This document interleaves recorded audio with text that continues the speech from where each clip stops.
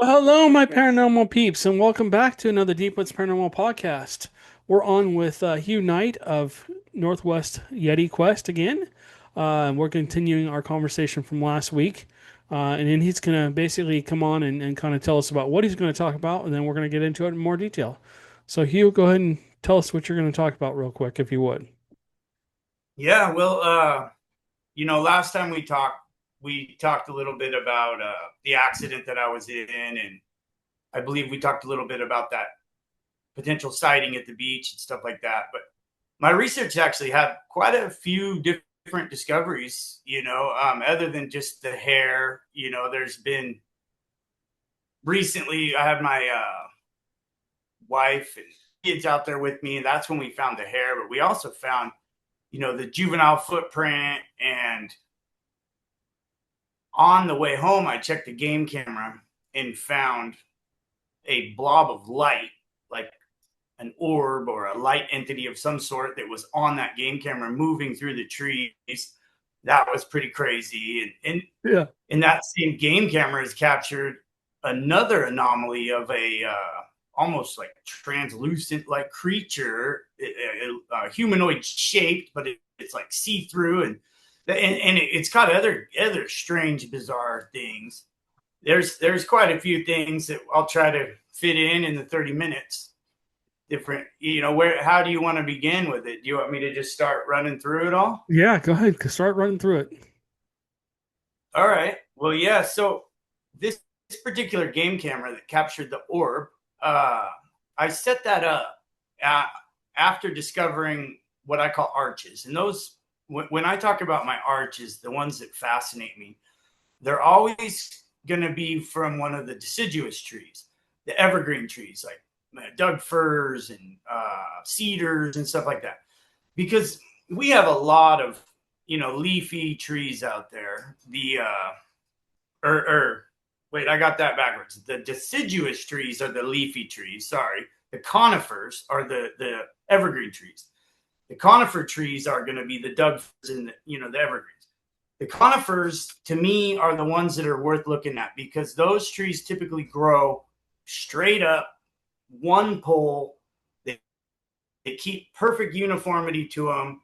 Whereas when you're looking at alders and maples and, just the leafy type trees, those trees just naturally bend and arch and twist and do so much weird stuff that I think a lot of times people look at certain of the deciduous trees and think that they look like Sasquatch trees and stuff like that, when in fact they're just natural. They do weird stuff on their own.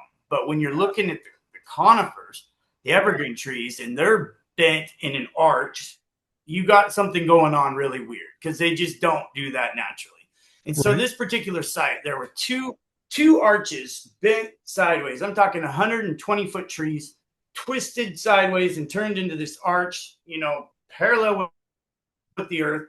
And then there was another one that was just kind of a pathetic arch, but it was right next to an amazing arch. And over time, I would check on those arches, and eventually, that more pathetic arch was getting more and more like an arch until most recently, it's a full blown arch. So there's two arches side by side.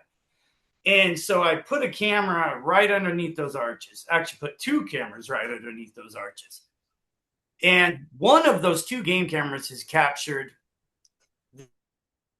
this, like I said, a ball of light in broad daylight, a ball of light. Now, that in itself is so bizarre because the sun cancels out most light. Like when somebody's headlights are on in their car driving around in the sunlight, you can't even tell their lights are on because the sun, overrides all that light. And so whatever was traveling through the trees in a sunny, bright day triggered the game camera. So the game camera took 3 pictures of this ball of light moving through the trees. And while the ball of light was moving through the trees, there was an indentation on the ground that is sort of footprint shaped, but it's just 3 pictures. So you go click, click, click through the pictures, and you rotate through them real fast, and you can see the movement of this white blob of light.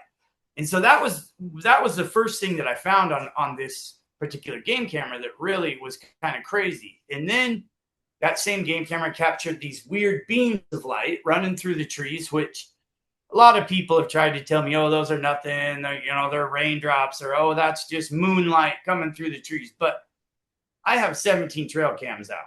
I get a lot of night pictures on my trail cams. This particular group of pictures of these beams of light through the trees are, to me, very weird because it's nothing like I'm finding on my other 17 game cameras.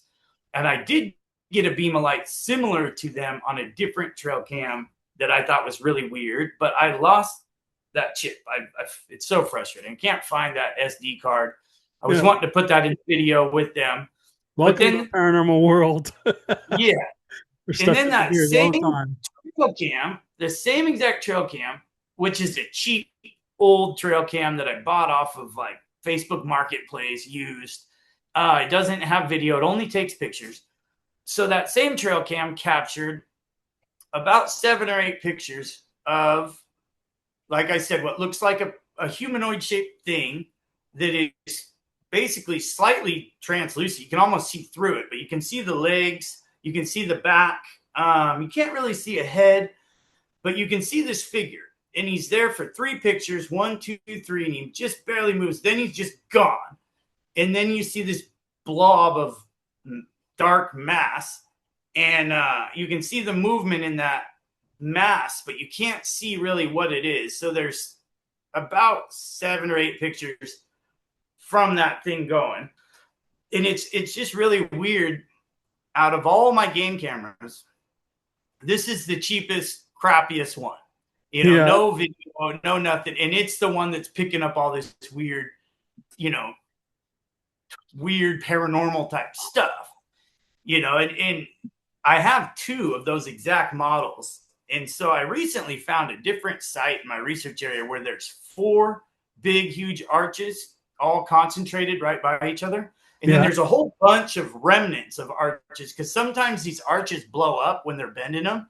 And you can tell when they blow up because you'll see the remnant of the broken tree up in the air and then the pieces of it on the ground where the tree shattered basically from them bending it.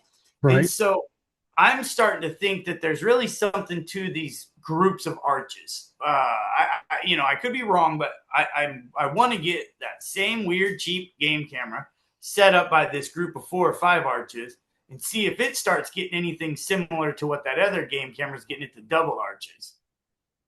And other than those pictures, because those are some of my favorite trail cam pictures currently. But I recently had a different trail cam that it had some weird experiences on it too. When I checked the chip, camera photo 15, video 15, there was nothing there. There was a video 15, but I couldn't get any info. There was no date, no time, no anything. It was just like a blank hole in the chip. But according to the data, there should have been something there, but it was just nothing. So Yeah. then I went to number 16. And initially, I'm looking at the screen, number 16. I don't see anything. I'm expecting it. Then I go to the next picture, and I'm like, and then I go back to 16. And that's when I realized that there was and is something behind a tree. And all you can see is, possibly the shoulder to a Sasquatch, but it's clearly there. There's something behind the tree with part of its body sticking out around the side of that tree. And so, it's definitely not like mind blowing, but there's definitely something behind that tree, Yep. seemingly That's what they hiding do. from the trail cam. That's what they do. They look like a tree. They'll stand Yeah, there and just look like a tree. They'll peer out and go, oops. And they'll just yeah. stop and freeze. No, And then I wish there was the a camera goes face. off and Yeah, then they'll duck back yeah. or go And down on then, their floors or down on their tummy. Oh, yeah. yeah, that same chip, that same trail cam. So when I came to that trail cam to check the footage, I like to come up the back side of my trail cam so then I don't have a picture of me I have to delete. So Right. if I can sneak up on back of them, that's how I do it. So I'm coming up behind the trail cam and I go to unclasp the little thing and open it, and the clasp broke. And so I had to use this big giant hunting knife that I had, so I'm prying the clasp off this thing. So the camera's moving up and down like this. And Yeah. while it's moving like this, off in the bushes, these two reddish, orangish, kind of amberish colored eyes, dots, peek around a tree, and they fade in and out as the camera is moving around, and it almost seems like they're blinking or disappearing or something. Yep, they're probably And blinking or closing. yeah, It's, if their eyes, which I mean, it's very weird, and I'm saying if because I don't like to say anything's definitive in this world. But if their eyes, whatever that thing is, it was looking at me, watching me struggle with my trail cam, and that all these things that I'm mentioning right now are actually up on. I believe that's my most recent video on my channel because I took all these game camera anomalies and just made a video kind of with all of them in there.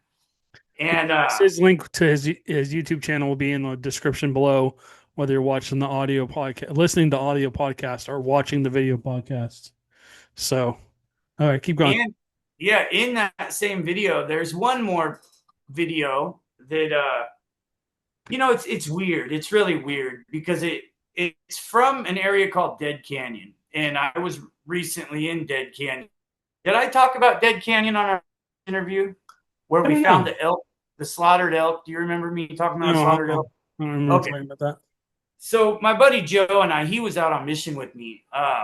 He spent probably about 5 or 6 nights with me this past summer on 2 different trips up in the mountains. And I took him down into Dead Canyon, and we found an elk that had been completely and totally butchered. All that was left of it was a skeleton, but everything was there. And The legs and everything were there. Sorry, I had to get rid of my phone. It keeps going on. So we went down in the bottom of this canyon to just investigate for Sasquatch stuff because this is a major part of my research area. And in this canyon, about a year prior is where I had my first vocal experience where something screamed at me. Insanely weird sound, scary kind of menacing sound. And so this is an area of great importance to me. And Joe and I get down in the bottom of this canyon. It's a pretty gnarly hike. And immediately he finds this elk skull. It's actually right here. This is the skull and rack to the elk. And the entire skeleton to this elk was there. And this is a bull elk. Like this is probably like I don't know, a 600-700 pound animal, maybe more. I don't even know. Yeah, Big. they're not small. Elk are Yeah. huge. They're like a car almost. Yeah, exactly. They're like the size of a horse with big old antlers on them. And so something had killed this elk and had picked every piece of meat off of it. I mean, all it was a skeleton, the rib cage, the skull, or all that. And so we were pretty fascinated by that, like, oh, cool, it's big old skull with the rack, we're taking this out. And so we spent the day down there exploring around. And then I knew that I had a game camera aimed almost directly upon that elk, but I knew that the elk was just a few paces out of sight of that game camera, which I was frustrating, but I still thought, okay, that game camera has been down here for almost a year. This elk has been down here for a while, obviously. So I figured there was going to be some answers on that game camera to what went on with that elk. Right. But so also before we were leaving, later that day, as we were getting ready to hike out, we went back to the elk and we realized that something had picked up all of the big, meaty leg bones. And these are big bones. Like I was amazed how big these bones are. They were cow bones if I would have found those in a field. Big, giant bones. Well, something had piled all of the big bones about 10 feet away from the rib cage and the skull and everything. And so there was a pile of big, meaty bones right up here. And they had all been moved very recently because they were laid down on top of long grass. Grass won't grow like that. Grass right up around stuff. So the way they were laid upon the grass showed that they probably had only been moved in the last couple of days, maybe even that day even. And that's how the grass was, by the way it was laid down. Right. So then we got to thinking about it, like what moves bones and piles them and separates bones like that, because a bear or a coyote, like, they don't think like that. They'll grab a bone and run off with it, but they don't organize and separate bones.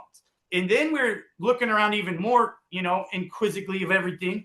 And Joey found where something had broke one of the rib bones off of the rib cage and stuck it mossy rock.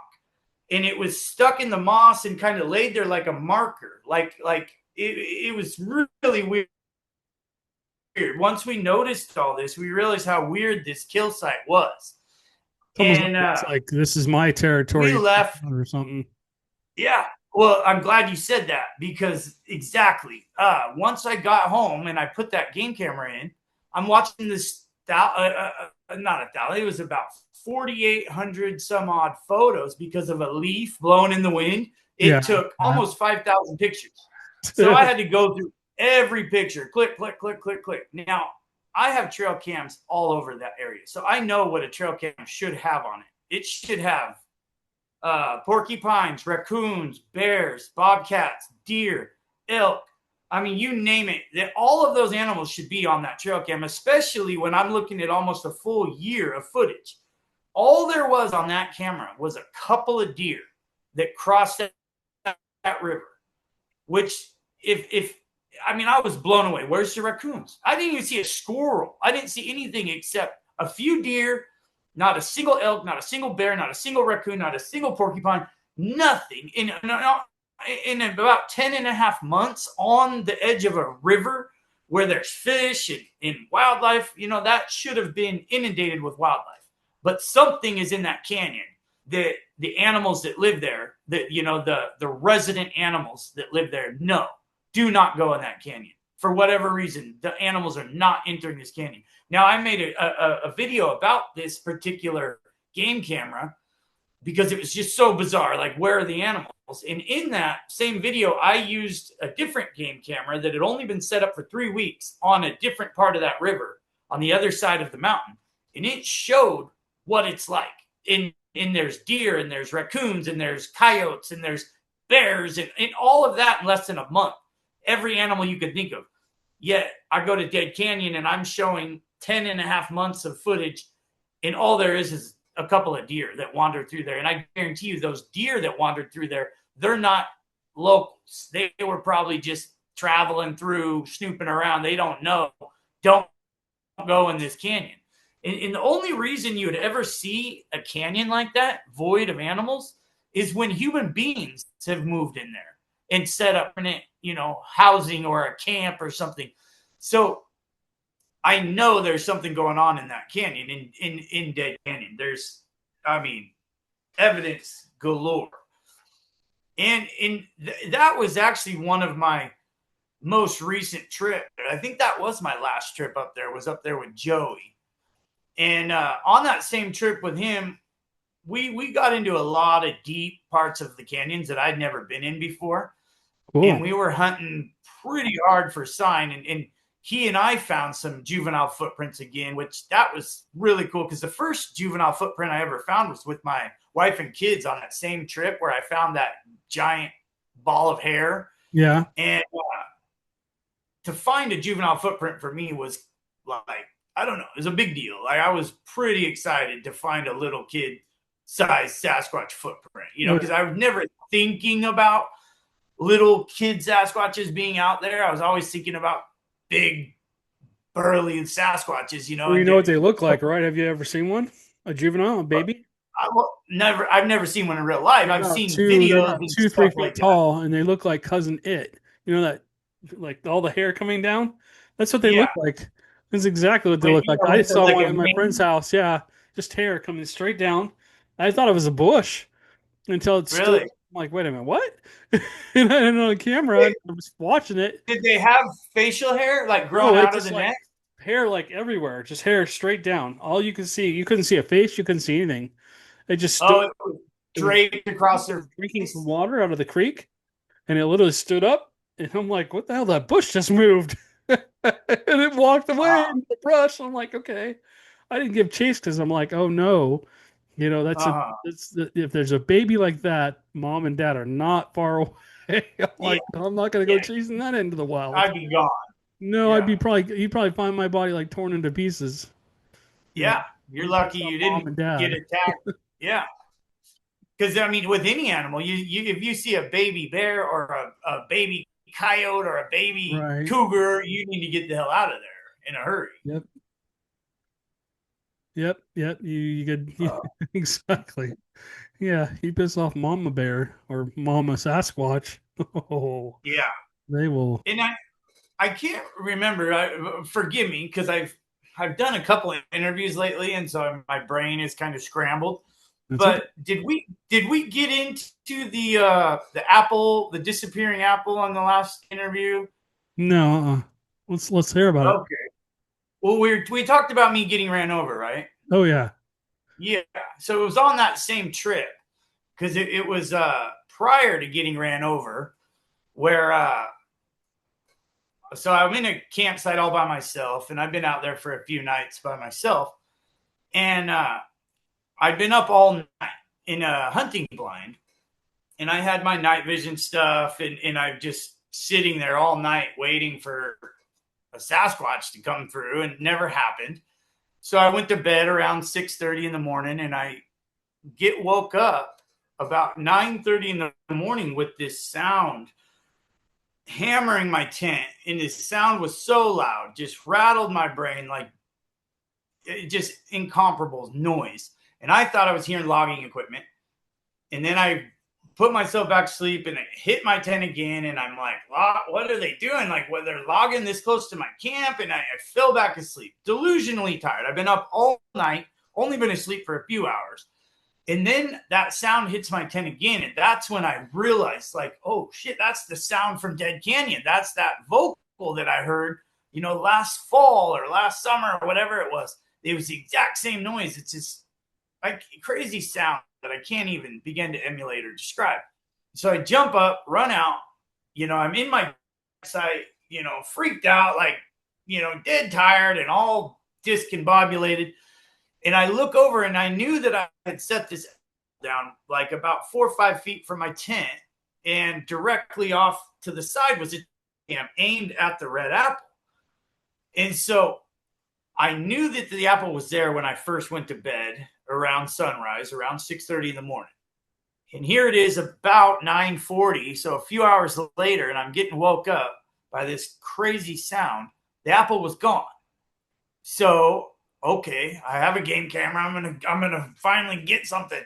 Yeah. Go up, That's how it get the always chip is. out of the camera. I put the chip in my little thing, and I'm going through the scanning, and the apple's there 1 second, and then just gone.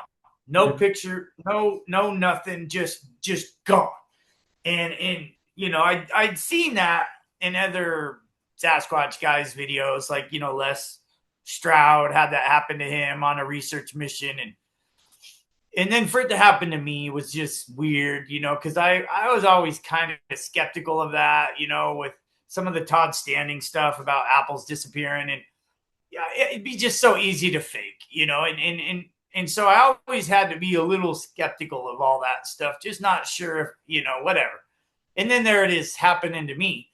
And it was pretty crazy because I'd put a lot of fruit up in front of trail cams as I would set them up.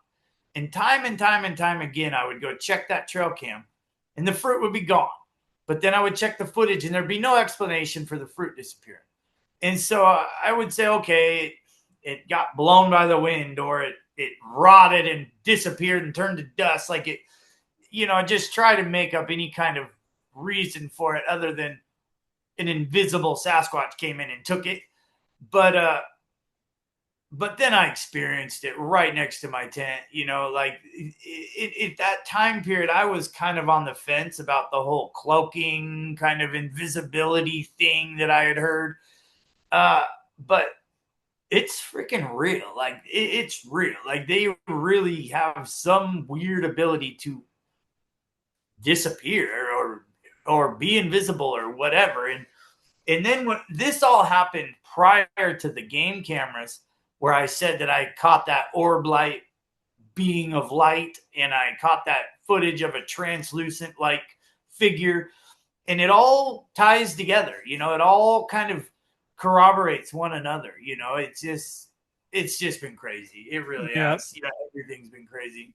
definitely. I haven't been up in a while. I'm planning some missions up there in October. I hope I can get up there before then, but I have a friend coming in from Mexico actually, and he and I are going up to we're gonna do 2-3 nights up there in October.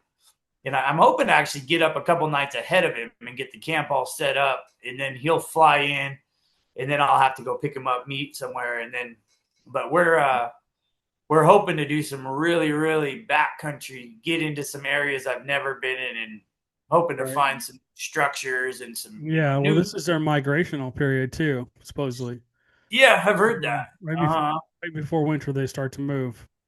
And well, interestingly, I believe if that's true that they migrate and move around this time of year, my research area would be a site where they would be moving into, Right. meaning like any high elevation Sasquatch trying to get out of that harsh winter.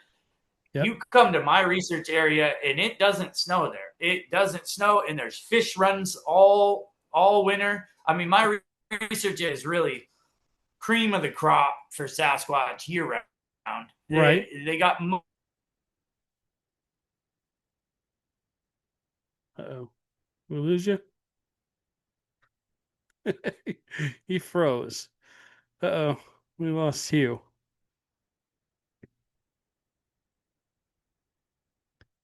Not sure exactly what happened here. We're gonna try and get him back on, guys. Hold on. All right. So with that, we're gonna wrap up. Unfortunately, you guys missed a few of the things we were talking about, but yeah, we're gonna wrap up with Hugh, and we'll have him back on maybe in the future. He just sent out some hair samples, and we're gonna see what he gets. He also has some expeditions coming up, and we think that Bigfoot are maybe traveling through his area. So he's going to keep us updated on what's going on with that and see if he has any more sightings or any more activity or finds anything else, any structures or anything like that. And I just want to thank you again, Hugh. We appreciate you. Hugh Anytime. West, Thank you. sorry, Hugh Knight with Northwest Yeti Quest. Tie myself into tongue here. All right. Well, we'll catch you on the next one. I can see